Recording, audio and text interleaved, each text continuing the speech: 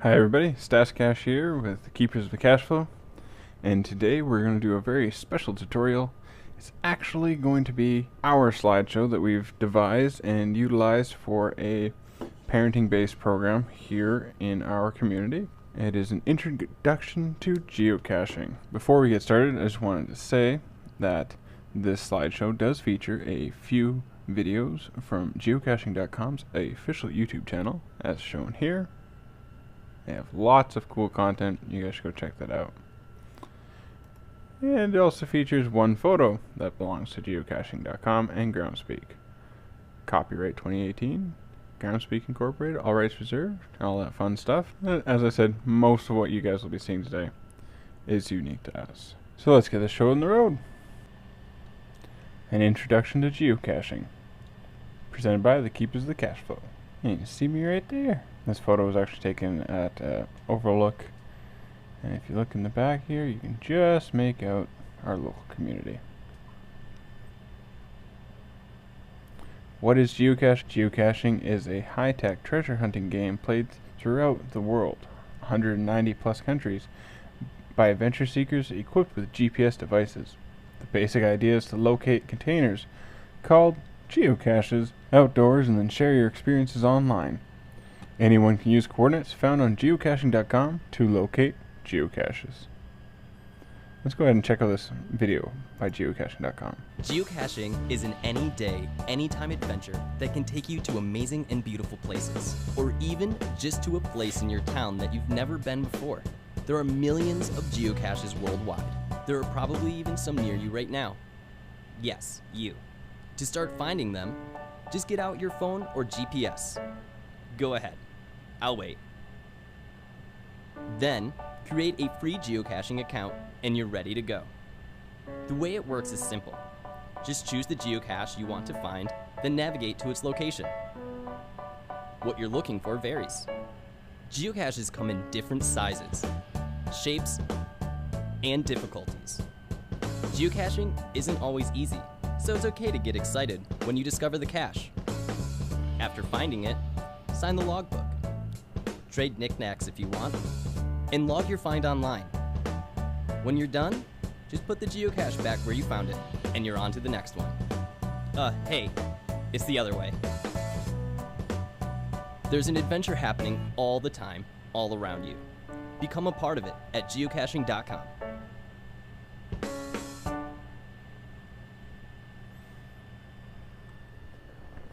So who is it that geocaches?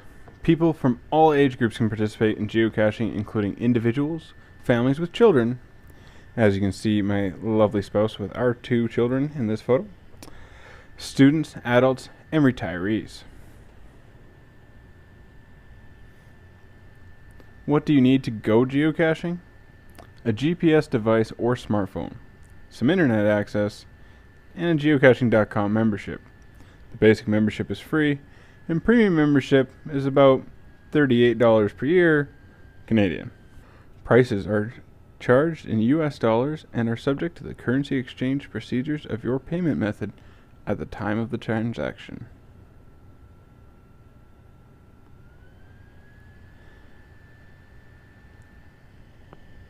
I take a look here. This is our capital city for the province of Alberta, Edmonton. Where can you find geocaches? There are geocaches on every continent, from Antarctica to North America. They may be on your local park, the end of a long hike, underwater, or on the side of a city street. There are currently over 3 million geocaches worldwide, and one on the International Space Station. As you can see, there's also different types of geocaches, and that's what all those different colored dots out there represent.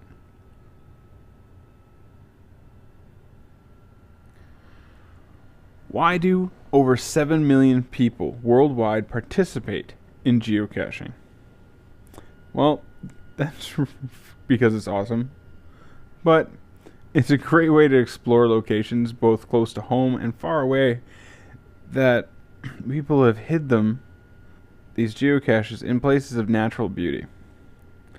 And some of these things you might not have even discovered if it wasn't for the fact that somebody put something there for you to go and find. You can use geocaching to bring friends and family together and enjoy the outdoors. It can be quite challenging at times, as geocaches are often very cleverly hidden. It makes other outdoor activities such as hiking, biking, boating, and so much more enjoyable. And as a fun fact, it also helps with the 5 developmental domains for children. And what are those? Get to that in a second. The photograph here is of a 5-5 in the Canadian Rocky Mountains. It is not my photograph. However, I could not find the original individual's information. So the 5 developmental domains of children are physical health and well-being, communication skills and general knowledge, emotional maturity, social competence, language, and thinking. Physical health and well-being. Geocaching is mostly done outside, and the various levels of terrains and difficulties. With those, you can be sure to meet or exceed your family's physical activity needs.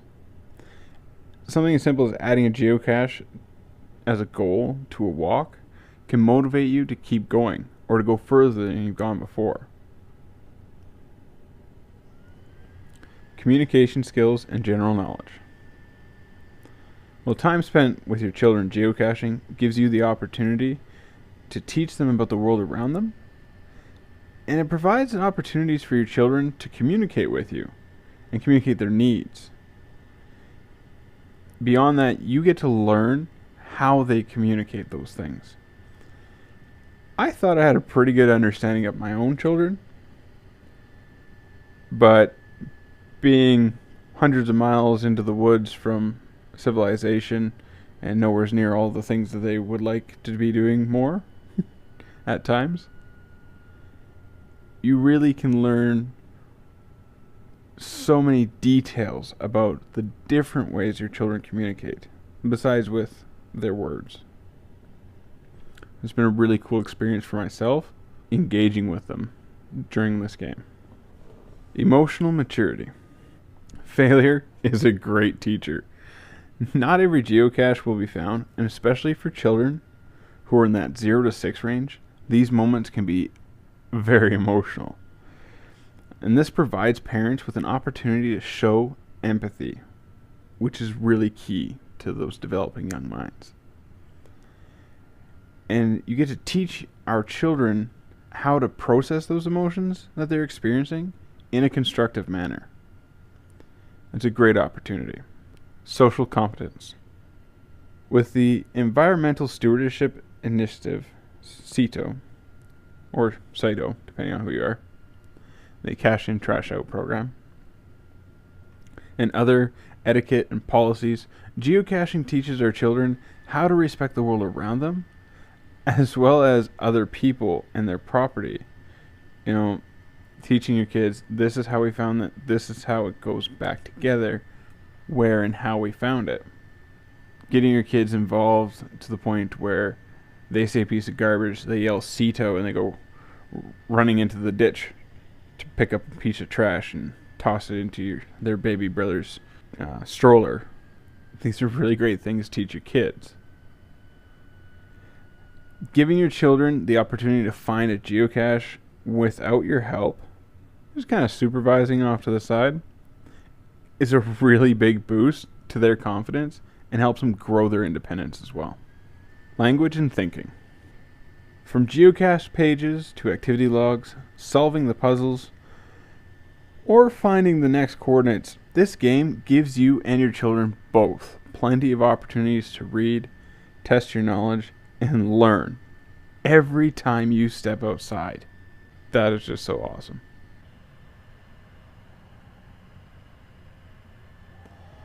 Some tips for your first geocaching outing. Make sure you read the geocache details page. Check for the size. The bigger is better when you're starting out. Choose a geocache with low difficulty and terrain ratings, the D and T. It's best to learn the basics with as close to a 101 as you can get. Check the activity on the cache page to see if the cache was logged as found recently, so that you know that it's there. And remembering, the GPS devices and smartphones can be misleading. Once you're within about 10 meters, or about 33 feet, trust your own senses and put away the device. Look for what doesn't belong. Good place to start. As you can see here, both of our oldest children really enjoy this game. We're going to go ahead and check out another great video by geocaching.com. Learn some geocaching etiquette.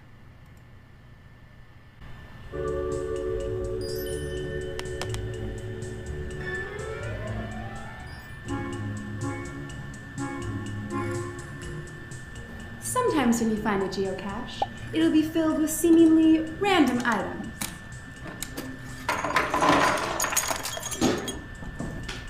You don't have to trade, but if you do, there are a few guidelines. Trade equal or up? Everything should be legal and safe. Food and smelly items might attract animals. And animals don't even know how to geocache.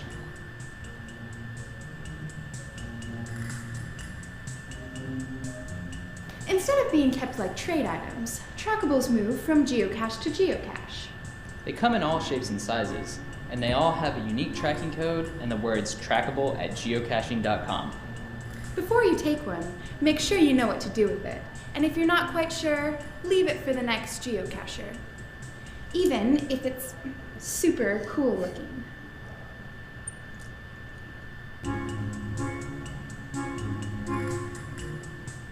To the untrained eye, geocaches and geocachers might look a little suspicious. While you're out searching, keep an eye out for curious onlookers. If people are nearby, be as nonchalant as possible.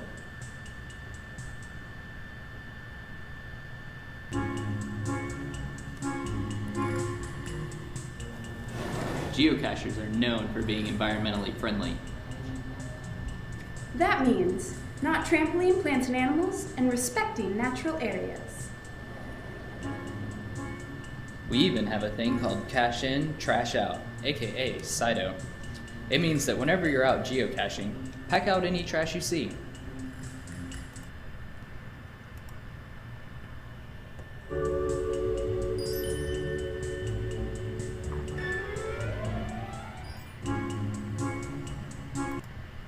CITO. It means that whenever you're out geocaching, pack out any trash you see.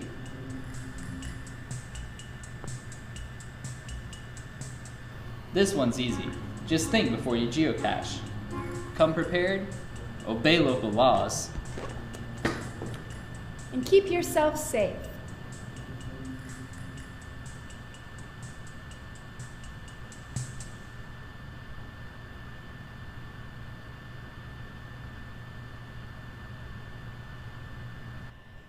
Alright, so let's go geocaching. Any questions? Obviously you can't come talk to me right now, but I'd be more than happy to answer any questions you leave in the comments below. And help you get started on your own geocaching adventure, or maybe just improve the one you're already on. You can also visit us at keepersofthecashflow.ca, and if you haven't already, be sure to check out geocaching.com. Happy caching. If you found this tutorial video useful, or if you plan on using this video to help introduce someone else to geocaching, be sure to let us know in the comments, give the video a thumbs up if you liked it, and please feel free to share this on your social medias. If you haven't already, subscribe to our channel, hit the bell, and follow our geocaching adventures as we explore Alberta, Canada, and anywhere else geocaching will take us. Happy caching.